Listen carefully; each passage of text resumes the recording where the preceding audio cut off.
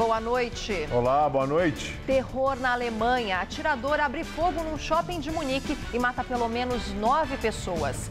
Aqui no Brasil, mais um suposto terrorista que estaria planejando ataque aos Jogos Olímpicos se entrega à polícia. Presidente afastada Dilma Rousseff nega que tenha autorizado o Caixa 2 em campanha. Em despacho, o juiz Sérgio Moro rebate defesa de Lula e diz que grampos davam motivo para pedir a prisão do ex-presidente. E você acompanha essas e outras notícias após um rápido intervalo. Sérgio acaba de comer a melhor torta de palmito da sua vida. Sérgio chegou pelo metrô da linha 4 amarela. Já o palmito veio com o seu Domingos pela Dutra até as mãos da Ana. A Ana vem cedinho pela Bandeirantes porque sem ela o palmito não viraria torta. E a torta ficaria assim. É para facilitar a vida de todos que o Grupo CCR trabalha, cuidando de rodovias, metrôs, barcas e aeroportos para que todos tenham as melhores tortas e os melhores momentos de suas vidas. CCR, é por aqui que você chega lá.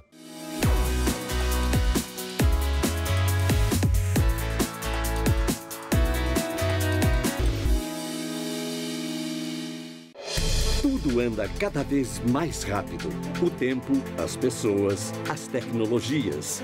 No coração de todas essas transformações, existe um caminho que pode mudar a sua vida. Pós-graduação Casper Libero. 4 cursos que vão acelerar a sua carreira, atualizar os seus conhecimentos e fazer você ser notado no meio de tanto movimento. Pós-graduação Casper Libero. Paixão por comunicação. Hoje no Todo Seu, Zé Armando Vanucci vai até a casa de Rony para bater um papo com Cris Fon sobre a vida e a carreira do maior bonitão da TV. Tem ainda a presença de Rogéria. Não perca, Todo Seu, hoje, 10h30 da noite.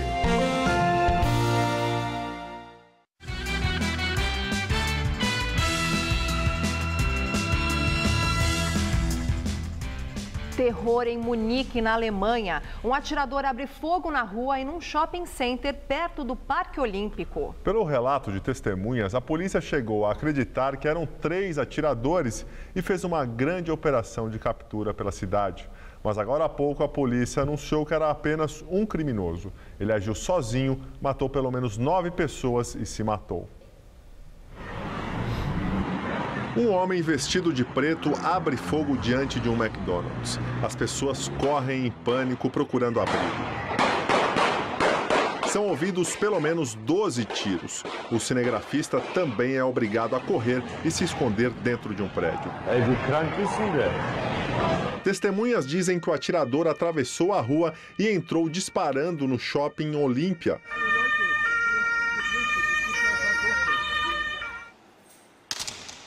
Lojistas e clientes falam em muitos tiros. O assassino teria fugido pela estação do metrô em anexo ao centro comercial.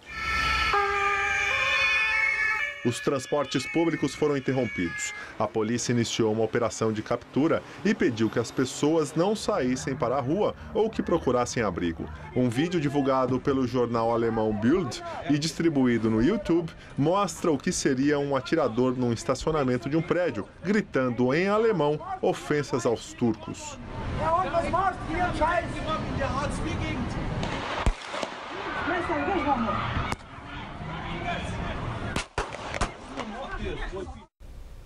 O corpo do atirador foi encontrado a 1 quilômetro do local do atentado. A polícia ainda não divulgou o que teria motivado o ataque. O Shopping Olímpia fica perto do Estádio Olímpico, numa área de classe média no norte de Munique. O centro comercial foi inaugurado em 1972, quando a cidade sediou os Jogos Olímpicos, que ficaram marcados pelo atentado do grupo terrorista palestino Setembro Negro. Eles mataram 18 pessoas. Na madrugada do dia 5 de setembro de 1972, os terroristas palestinos do Setembro Negro invadiram a Vila Olímpica e entraram nos alojamentos da delegação de Israel. 2 pessoas foram mortas imediatamente. 9 pessoas foram feitas reféns. Os terroristas exigiam a libertação de 200 árabes que estavam presos em Israel. A vila foi cercada por 4.000 policiais. Enquanto aconteciam as negociações, os Jogos voos foram suspensos. 2 helicópteros partiram para o Egito com os 8 palestinos e 9 reféns. Ao chegar ao aeroporto militar do Cairo, atiradores de elite abriram fogo. Um terrorista explodiu uma granada dentro de um helicóptero. 18 pessoas morreram. Os 9 reféns, 5 terroristas, um policial e o piloto de um dos helicópteros. 3 terroristas foram presos. Os jogos ficaram paralisados por 34 horas. Aqui no Brasil, 10 pessoas que foram presas ontem, suspeitas de planejar um ataque terrorista nas Olimpíadas, foram levadas para o Presídio Federal de Campo Grande. Hoje, um dos 2 foragidos se entregou. A unidade é de segurança máxima e recebe presos de alta periculosidade, como o traficante Fernandinho Beiramar. A operação Hashtag, que ocorreu em 10 estados, prendeu 10 pessoas, sendo 4 aqui em São Paulo. Todas suspeitas de terem realizado atos preparatórios visando ações terroristas nos Jogos Olímpicos. Os supostos terroristas estão em celas separadas. Um dos presos em São Paulo é considerado uma pessoa pacífica por amigos. Para eles, Mohamed Zakaria foi um dos alvos da operação da Polícia Federal por causa da aparência, já que ostenta uma longa barba branca. A mulher do funileiro Vitor Magalhães disse que o marido é uma pessoa amorosa e que melhorou 100% após se converter ao islamismo. O procurador da República, Rafael Brum Miron, responsável pela operação, disse que as investigações começaram por um alerta do FBI, a Polícia Federal dos Estados Unidos. Segundo o procurador, um memorando com nomes de suspeitos foi enviado ao Brasil com a sugestão de que essas pessoas fossem investigadas. Miron afirmou ainda que há outras pessoas que não foram presas e continuam sendo investigadas, mas que aparentemente elas não representam tanto perigo quanto as que tiveram mandados de prisão expedidos. Ele ressaltou que todos seriam presos mesmo que não houvesse Olimpíadas. Hoje, o presidente interino Michel Temer recebeu a informação que os 2 suspeitos foragidos estariam no Paraguai. O ministro da Justiça, Alexandre de Moraes, está no país vizinho, oficialmente para uma ação conjunta de combate ao tráfico de drogas. Ele afirmou que ambos estavam sendo monitorados e que não havia indícios de que estivessem no Paraguai. Agora à noite, um dos suspeitos, o mecânico Leônide El Cadre de Melo, se entregou à polícia na cidade de Vila Bela da Santíssima Trindade, na fronteira com a Bolívia. O ministro da Defesa, Raul Jungmann, voltou a afirmar que não há qualquer ameaça consistente de ação terrorista durante os Jogos e ressaltou que, faltando 14 dias para o início das Olimpíadas, há uma espécie de paranoia exacerbada em torno do tema terrorismo. Agora, a política. O juiz Sérgio Moro homologou a delação premiada de 3 executivos que controlavam o chamado Banco da Propina, que movimentava no Caribe recursos ilegais da empreiteira Odebrecht. Esse dinheiro vinha de corrupção em obras e serviços realizados no Brasil, especialmente na Petrobras.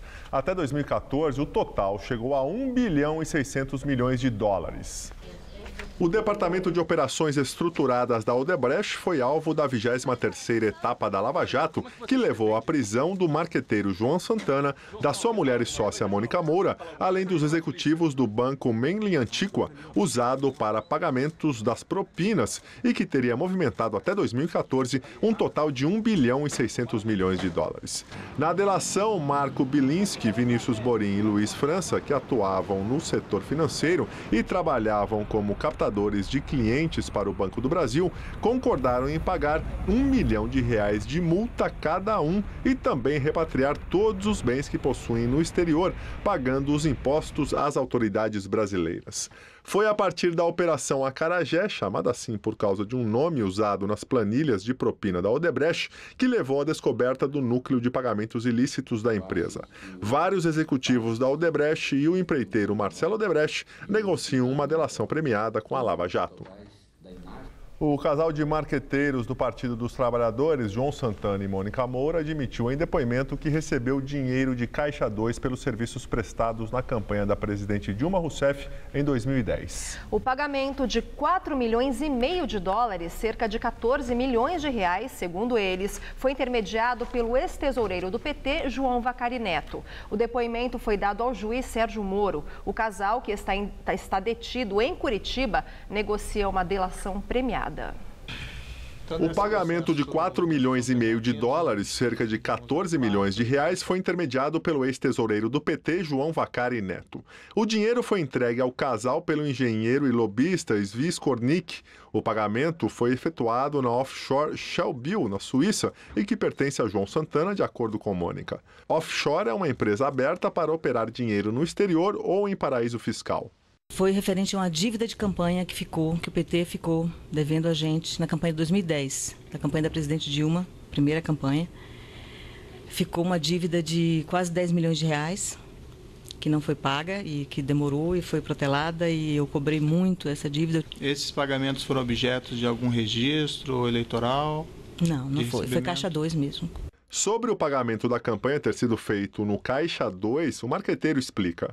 Se tinha essa possibilidade de fazer esses pagamentos legítimos, por que esses pagamentos por fora? Eu acho, que decorre da cultura, dessa cultura generalizada de Caixa 2. Eu acho lamentável, é uma coisa que eu me arrependo, inclusive sempre lutei contra, mas sempre fui vencido. O engenheiro Svi Skornik, apontado na Operação Lava Jato como operador de propinas do esquema na Petrobras, também prestou depoimento pela primeira vez ao juiz Sérgio Moro na condição de delator. O número era 5, só que acabou sendo pago 4,5 porque o processo da Lava Jato já estava muito avançado e eu parei de pagar a última parcela. O empresário disse ao juiz que começou a fazer pagamentos de propina ainda em 2003, quando tentava ajudar a empresa de Singapura, Keppel FELS, a fechar um contrato com a Petrobras. Svi disse também que o dinheiro foi convertido em dólares e pago em 10 parcelas numa conta no exterior. Ao todo deveriam ser 5 milhões de dólares, mas a última parcela não foi depositada. Simplesmente, tanto o Vacari quanto a dona Mônica Moura simplesmente disseram, disse você tem que pagar, e outro disse eu vim receber. João Santana e Mônica Moura respondem pelos crimes de corrupção passiva, lavagem de dinheiro. Eles estão detidos na carceragem da Superintendência da Polícia Federal em Curitiba. O casal disse que só falou sobre o Caixa 2 agora por conta do processo de impeachment da presidente Dilma. Para ser muito sincera, eu não quis atrapalhar esse processo, eu não quis incriminá-la, eu não quis colocar isso porque eu achava que eu ia piorar a situação. Eu achava que eu ia contribuir para uma coisa, para piorar a situação do país, falando o que realmente aconteceu. Eu achava que isso poderia prejudicar profundamente a presidente Dilma. Nessa época já iniciava um processo de impeachment, mas ainda não havia nada aberto. Eu sabia que isso poderia gerar um grave problema. Vacari também é réu na Lava Jato e está preso no Complexo Médico Penal em Pinhais, na região metropolitana de Curitiba. Vacari, inclusive, já foi condenado a 15 anos e 4 meses de reclusão por corrupção passiva e lavagem de dinheiro. Em entrevista à Rádio Jornal de Recife, a presidente afastada Dilma Rousseff diz que não autorizou o pagamento de Caixa 2. Dilma afirmou que, se houve pagamento, não foi com o consentimento dela. Eu não autorizei pagamento de Caixa 2 para ninguém. Pelo contrário, na minha campanha eu procurei sempre pagar o valor que eu achava que devia a ele. A declaração da presidente afastada foi dada um dia depois de o ex-marqueteiro do PT, João Santana, e a mulher dele, Mônica Moura, admitirem a prática pela primeira vez ao juiz Sérgio Moro, responsável pelas investigações da Operação Lava Jato. Direto de Brasília, Josias de Souza fala sobre esse depoimento do casal João Santana e Mônica Moura.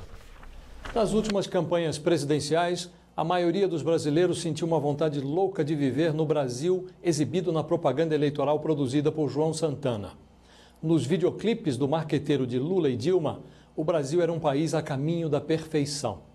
No último depoimento que prestou ao juiz Sérgio Moro, João Santana falou de um país diferente, que não aparecia na sua propaganda eleitoral. João Santana e Mônica Moura, sua mulher e sócia, admitiram ter recebido milhões em verbas ilegais pelas campanhas que comandaram. Por hora, a Força-Tarefa da Lava Jato já identificou 7,5 milhões de dólares roubados da Petrobras numa conta secreta de João Santana na Suíça.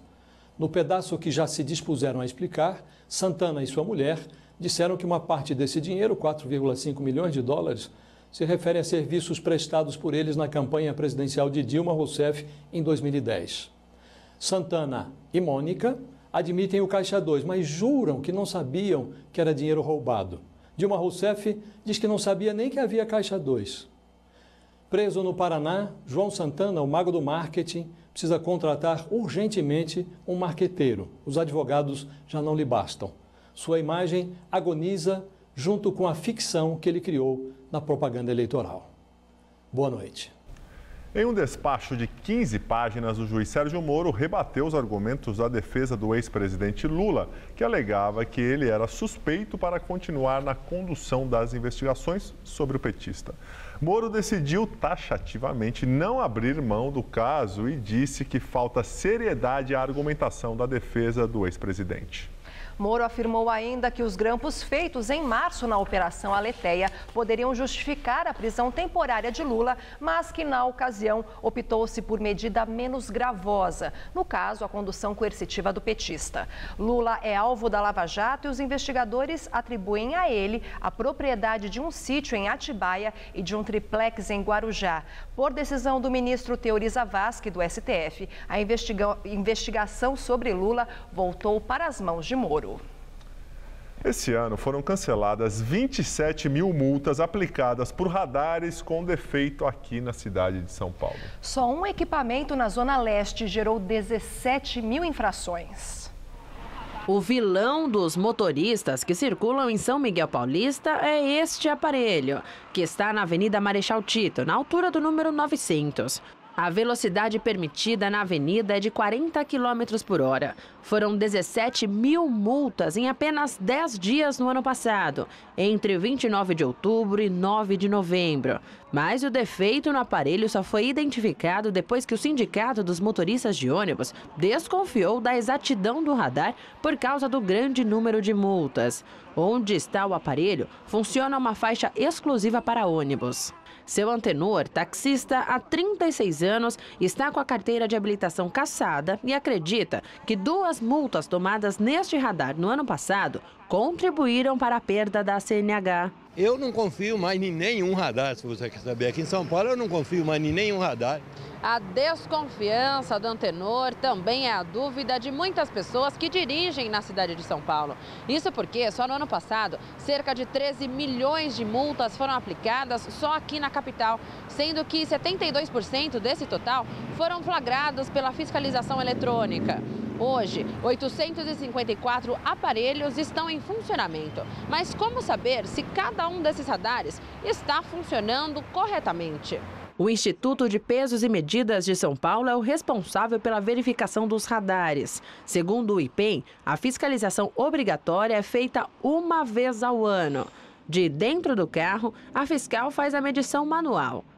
Do lado de fora, é possível ver o carro ultrapassar o limite de 40 km por hora. Neste caso, os aparelhos foram aprovados. Se o motorista suspeita que algum aparelho está com defeito, ele pode denunciar ao IPEM pelo número 0800 013 0522. O radar, como qualquer aparelho, pode falhar. Não é pouco, uma vez por ano, ter essa inspeção obrigatória? Pela legislação atual, é o suficiente se não tiver manutenção, se não tiver algum problema com o radar.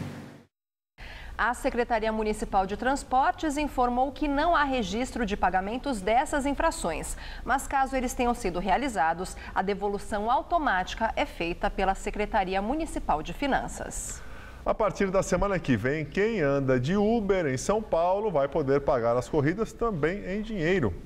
Até agora só era aceito o pagamento via cartão de crédito. Segundo a empresa, os usuários já cadastrados vão poder migrar para o novo modelo de cobrança aos poucos. Já os novos clientes vão ter a opção de pagar com cartão ou dinheiro assim que fizerem o cadastro. E a semana vai terminando fria para os paulistanos. Nesse momento, os termômetros aqui na capital marcam 13 graus e vai esfriar mais ainda ao longo dessa madrugada. Mas parece que teremos mudanças no tempo neste final de semana. Será que vai esquentar? Mariana Armentano traz os detalhes da previsão para todo o estado de São Paulo. Segundo os meteorologistas, já podemos voltar a falar de calor, pelo menos no interior do estado, onde as temperaturas chegam próximas aos 30 graus durante a tarde. Com o enfraquecimento do ar polar, ainda não temos chuvas previstas, mas o sol brilha forte, praticamente sem nebulosidade, e as temperaturas conseguem subir bem em relação aos últimos dias. Amanhã chega a fazer até 31 graus em Votuporanga, faz 29 na região de São José do Rio Preto e 30 graus na cidade de Ribeirão Preto. Agora, em toda a faixa leste, o dia ainda amanhece frio, com névoa, mas que logo se dissipa, o sol predomina ao longo da tarde e a temperatura sobe mais em comparação aos últimos dias, mas ainda fica amena. No litoral, a máxima será de 25 graus em Caraguatatuba e de 22 graus em Santos. Aqui na capital, a tendência é de aquecimento nos próximos dias. O sábado vai amanhecer com mínima de 11 graus e à tarde faz até 23. Já no domingo, o tempo continua ensolarado e a máxima chega a bater na casa dos 25 graus. E a semana deve começar mais quentinha em relação a essa última que passou. Na segunda-feira, teremos mínima de 13 e máxima prevista na casa dos 24 graus. O Parque do Carmo, na zona leste de São Paulo, se transforma num quadro vivo com a florada das cerejeiras. No Brasil, o início da floração das cerejeiras marca o fim do inverno e a chegada da primavera. Já lá no Japão, as flores são aguardadas com ansiedade. A população organiza diversas festividades em torno do Hanami, que é o ato de contemplar as cerejeiras em flor.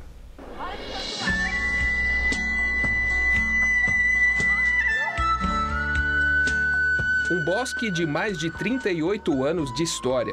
Esse é o tempo de vida do espaço onde 1.500 cerejeiras foram plantadas no final da década de 70 para celebrar a cultura japonesa. Todo o ano acontece a tradicional Festa das Cerejeiras aqui no Parque do Carmo, na zona leste de São Paulo. Pouco antes do evento, em julho, acontece a floração das plantas. O senhor Satiro é quem organiza os encontros. Na próxima edição, ele lança o segundo livro em homenagem a Sakura, que significa cerejeira em japonês. Para a cultura japonesa aqui no Brasil, ela significa uma espécie de saudade que os nossos pais têm dessa árvore, né? E essa árvore é considerada o símbolo do Japão. Eles veneram como se fosse a bandeira japonesa. O Sr. Lincoln é uma das pessoas que herdaram a tradição dos pais. Na época era tudo feito à base de enxada, enxadão, tá? E pá, não tinha maquinário para poder fazer o plantio. E foi dessa maneira que nasceu esse bosque de 1.500 pés de cerejeiras. A floração da cerejeira é tão rápida que dura só algumas semanas. Mas esse é o detalhe que dá significado para a tradição japonesa. Aproveitar os momentos passageiros da vida antes que acabem.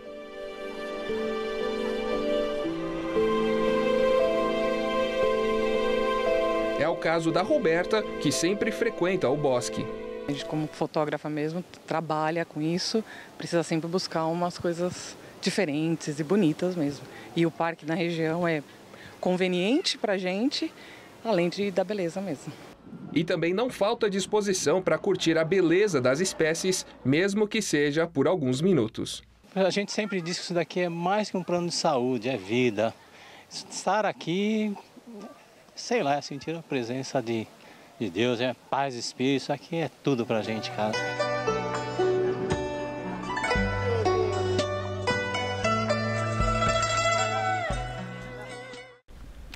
A Festa das Cerejeiras acontece no Parque do Carmo, na zona leste de São Paulo, nos dias 5, 6 e 7 de agosto. A entrada é gratuita. Voltamos com as notícias internacionais. Donald Trump aceita formalmente a candidatura republicana à presidência dos Estados Unidos e diz que é a única pessoa capaz de restaurar a ordem e a segurança do país. Trump disse que aceita a candidatura com humildade e gratidão, mas o discurso foi pretensioso. Ele disse ser o candidato da lei e da ordem e prometeu defender os que trabalham duro e não têm voz. We are going to build a great border wall. Retomou a ideia da construção do muro na fronteira com o México para impedir a imigração ilegal. Disse que vai conter as gangues e a violência e combater as drogas. Prometeu usar a experiência nos negócios para fazer o país ficar rico novamente. Now I'm going to make our country rich again. E defendeu a indústria das armas, dizendo que os americanos têm o direito de se proteger. And will protect the right of all Americans to keep their families safe. Trump ainda fez vários ataques à rival democrata Hillary Clinton, afirmando que a herança dela como secretária de Estado foi de morte, terrorismo, destruição e debilidade. Enquanto ele falava, Hillary rebatia no Twitter, dizendo que o país é melhor que isso. E ironizou dizendo que os democratas vão construir um muro entre ele e a presidência. E a democrata Hillary Clinton anunciou vice em sua chapa. O escolhido é o senador Tim Kaine, do estado da Virgínia. Hillary terá a candidatura oficializada na Convenção Nacional do Partido na semana que vem. O evento vai acontecer na Filadélfia. E voltamos a falar do ataque a tiros em Munique, na Alemanha. Agora à noite, a polícia concedeu uma entrevista coletiva e disse que o atirador agiu sozinho. Com isso, foi suspenso o alerta para que as pessoas permaneçam em casa. O transporte público também já voltou a funcionar. O ataque começou por volta das 6 da tarde, horário local. O atirador abriu fogo na rua e depois entrou atirando em um shopping. 9 pessoas morreram e 16 ficaram feridas, sendo 3 em estado grave. O shopping ficará fechado para perícia. Segundo testemunhas, o atirador teria afirmado que é alemão e gritado palavras de ordem contra estrangeiros enquanto disparava.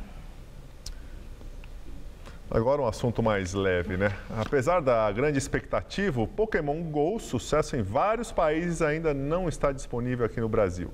Enquanto os jogadores daqui aguardam ansiosos, nos Estados Unidos já existe até um mestre do jogo.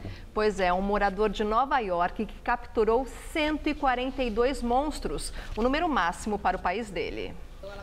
Carlos e Rafael se conheceram em competições de videogame jogando, claro, Pokémon. Os dois fazem parte da Liga Pokémon de São Paulo e organizam competições. Então pode imaginar a ansiedade pela chegada do jogo do momento. Olha, já deveria ter saído, né? A gente está aguardando, é interessante, acho que vai ser muito legal, já que é uma febre mundial. Então estou esperando sair, acho que vai ser bom, vai ser legal. O Pokémon GO é um aplicativo de celular. No jogo, os monstros aparecem na tela como se estivessem no meio da cidade, na chamada realidade aumentada. O jogador pode capturá-los usando a Pokébola. Os fãs aqui no Brasil estão em contagem regressiva. Apesar do fabricante não confirmar, há rumores de que o jogo pode começar a funcionar a qualquer momento.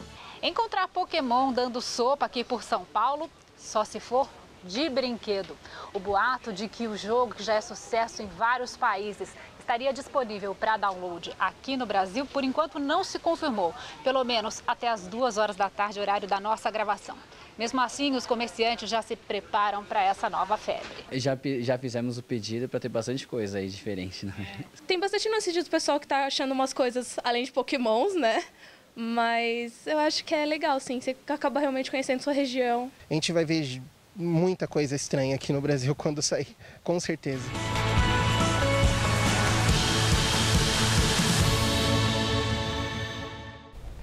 Bem, nós ficamos por aqui. A edição de hoje pode ser vista no site do Jornal da Gazeta. Ótimo final de semana para você. Para você também, Gabriel. Para você também, Lu. Até segunda. Muito obrigado pela companhia. Nós voltamos na segunda-feira, às 10 horas. E vocês ficam agora com o Rony Von no Todo Seu.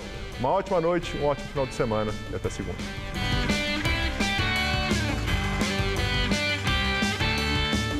Conheça o dia a dia dos catadores de lixo em São Paulo Verde. Logo mais, 11h30 da noite. Assista agora, Todo Seu.